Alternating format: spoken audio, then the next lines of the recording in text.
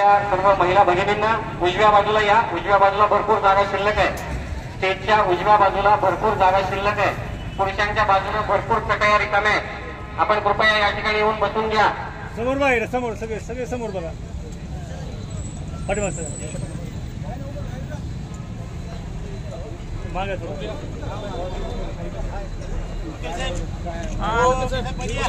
समोर समोर समोर आहे समोर.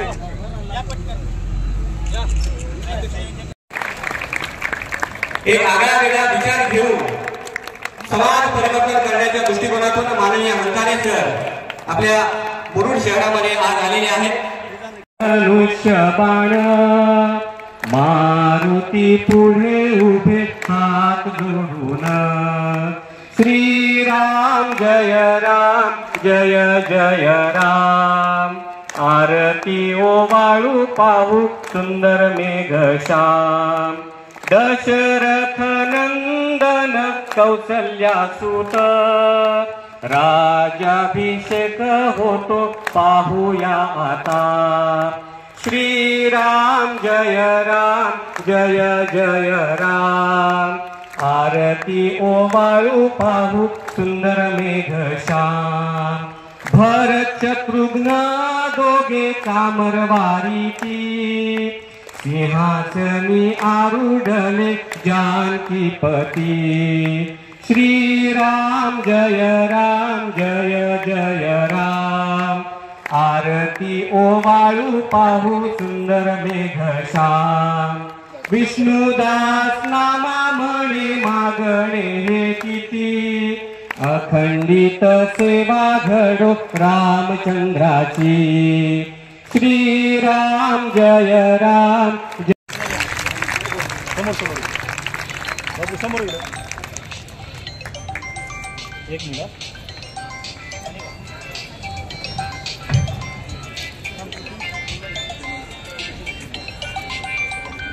प्रभू श्रीराम जन्मोत्सव समितीच्या वतीने या ठिकाणी सत्कार त्यांचा करण्यात येत आहे. या सत्कारात दोन त्याच्या नाकात गेले पाहिजेत. उलटच पडलं पाहिजे. तुझा आणि तुझ्या नवऱ्याचा दंगा सुरू झाला की सासू येणार बघ. कुठल्या तर हे विसल देतय कुठल्या तर कोपऱ्यात बसून येणार. आली रा आली पुढं की आज मी श्रीराम प्रभूंच्या समोर तुला सांगतो बघ कुटुंब आनंदी पाहिजे. सासूकडे बघून तायड्यानं कसं करता ग ए माझ्या भगिनीनं. सासू समोर आली की लगेच नाक मुरडता आणि असं बोट. आज तसं करायचं नाही. नाक मुरडायचं नाही, बोट मुरडायचं नाही.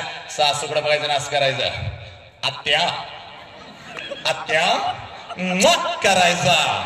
म्हातारीच्या गालाचा मुका घ्यायचा. म्हातारी ताण करून खाली पडली पाहिजे.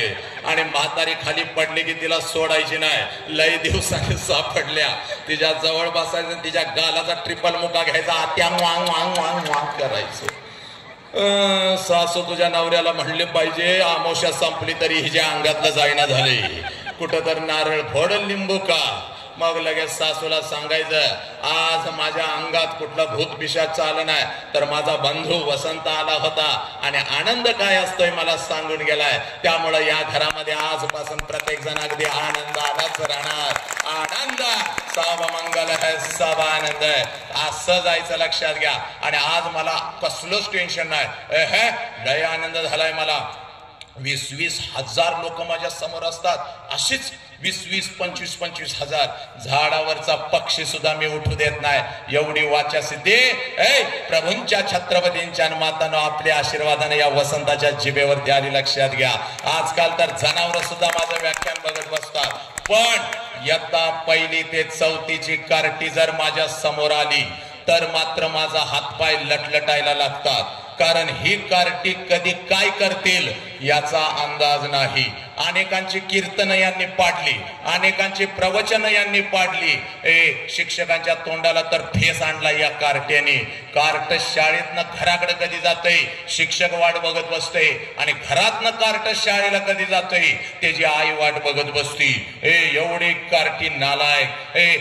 हे पोरानो, हे माझ्या लेकरानो, आज पळत पळत घरी जायचं आणि त्या बापाला अगोदर कडकडून मिठी मारायची. कारण बापाची किंमत त्या पोराला विचार.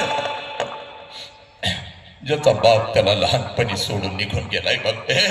फक्त 5 मिनिटं ऐक ग. जीवनाचं सत्य सांगून जातो साला कुठल्या पुस्तकाच्या पानावर तुला हे वाचायला मिळणार नाही बघ. कुठल्या विद्यापीठामध्ये तुला शिकवलं जाणार नाही पोरी. हे पोरी ऐक ग. बापाची किंमत त्या पोराला विचार ज्याचा बाप त्याला लहानपणी सोडून निघून गेलाय बघ. कधीतरी एखाद्या अनाथ आश्रममध्ये जायचं. 6-7 वर्षाचं पोरग हातामध्ये थाळी घेऊन भात खात बसलेलं असतं. त्या पोराच्या कानात हळूच विचारायचं, हे बाळा तुझ्या बापाचं नाव काय रे? हे हातातली थाळी फेकून देत, तोंडातला भात काढून टाकत आणि ते पोरग म्हणत, मला आई पण नाही आणि मला बाप पण नाही. माझ्या आईनं कधी मला घास भरवला नाही, माझ्या बापानं कधी मला अंगा खांद्यावरती खेळवलं नाही, मला आई पण नाही आणि मला बाप पण नाही. नका विचारू मला माझ्या आईचं नाव. 2 दिवसाचा होतो, यांना सापडलो, इथंच मोठा झालो, रोज वाट बघतोय कोणीतरी येईल का, हळूच मला मिठी मारत माझ्या कानात मला सांगल का, हे बाळा मीच तुझी आई रे, मीच तुझा बाप रे. कशी दिसत असेल माझी आई, कसा असेल माझा बाप. हे पोरानो, बापाची किंमत त्या पोराला विचार.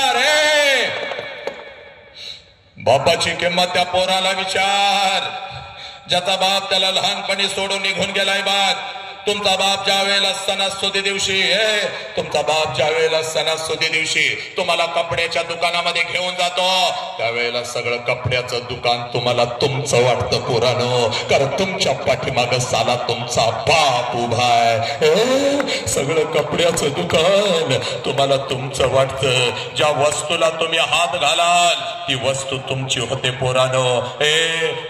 एखाद्या महागड्या वस्तूला जरी हात घातला तरी सुद्धा बाप म्हणतो, दाद्या हे दीदी आवडलाय काय रे शर्ट, उचल पैशाचं मी बघतो. अरे मला मिळालं नाही, तुम्हाला मिळालंच पाहिजे. हे पोरी ती प्रत्येक वस्तू तुझी होते, तो प्रत्येक कपडा तुझा होतो. आनंदानं सणासुदीला तुम्ही त्या अंगावर चढवून मिरवत. माझं घर यायचं, घराच्या अगोदर घराच्या समोरचं ते अंगण मला दिसायचं आणि सगळ्यात अगोदर त्या अंगणामध्ये मला माझ्या बापाचं चप्पल दिसायचं आणि अंगणात बापाचं चप्पल दिसलं की लांबूनच मला कळायचं माझा बाप घरामध्ये आहे, माझा आबा घरामध्ये आहे. आणि मग अंगणातूनच मी माझ्या बापाला हाक द्यायची, आबा.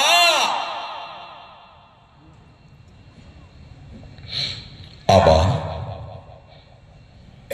आणि आबा ही हाक माझ्या बापाच्या कानावरती पडताच जेवणाच्या ताटावरचा माझा बाप उठून